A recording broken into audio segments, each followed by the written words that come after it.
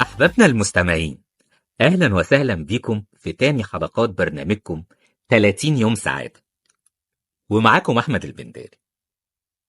وعنوان حلقتنا النهاردة: ربنا يديمها نعمة ويحفظها من الزوال.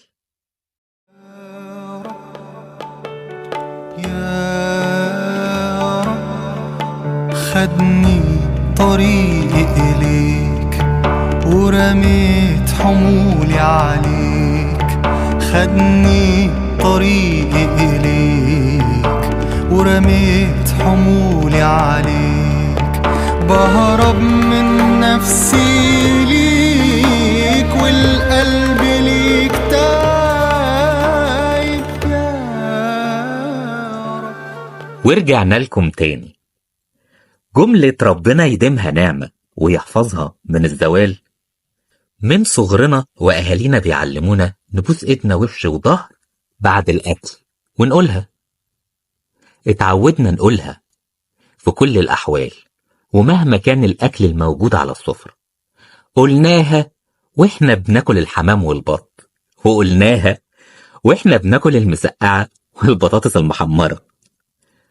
ودايما لما كنا بنغضب من الأكل كانوا أهالينا يقولوا لنا: احمدوا ربنا غيركم مش لاقيين الأكل ده. فكرة الحمد دي كانت مغروسة جوانا، والكلمة دي كانت على لساننا على طول.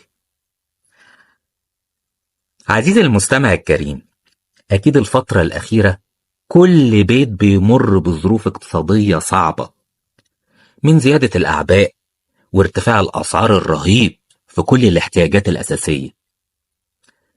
طب والحل إيه؟ هل اليأس والغضب والزهق والاعتراض على كله ده الحل؟ ولا اللجوء إلى الله والتفكير والتدبير هو الحل؟ ده ربنا قال في كتابه الكريم: بسم الله الرحمن الرحيم، يا أيها الذين آمنوا لا تقنطوا من رحمة الله. صدق الله العظيم. أي لا تيأسوا من رحمة الله. فاكرين لما اتكلمنا الحلقة اللي فاتت على مفهوم الصيام واتكلمنا عن معنى التقوى؟ ربنا سبحانه وتعالى ذكر كلمة التقوى في آيات كتير، منها بسم الله الرحمن الرحيم: ومن يتق الله يجعل له مخرجا ويرزقه من حيث لا يحتسب. صدق الله العظيم. أي اللجوء لربنا دايما هو الحل، هو اللي هيساعدك تفكر بهدوء. انتوا عارفين، مش هي محنة لكن فيها منحة كبيرة قوي. أقول لكم إزاي؟ كم مرة لجأت لربنا وقلت: يا رب افرجها. كم مرة قعدت تفكر بعقلك وتجيب ورقة وقلم وتحسبها صح وتشوف الأهم والأولويات. كم مرة ابتديت تستغنى عن الرفاهيات وتقلل من الإسراف في بعض البنود. كم مرة لقيت زوجتك واقفة جنبك وبتدعيلك ربنا يوسع رزقك ويهون عليك. ربنا رحمته واسعة، ولو احنا قريبين منه صح هيهون علينا كل الظروف الصعبة. ولو قعدنا فكرنا مع نفسنا شوية هنلاقي نعم كتير قوي ومش حاسين بيها. يا ترى سألنا نفسنا كم مرة أكلنا اللي نفسنا فيه؟ كم مرة اتفسحنا واتنبسطنا؟ بننام ونقوم ونصحى ونتحرك ونروح شغلنا وناكل ونشرب من غير ما حد يساعدنا.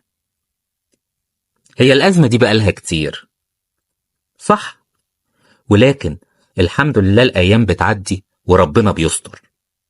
ولو قعدنا نحسبها هنستغرب ونقول: هو كل ده عدى ازاي؟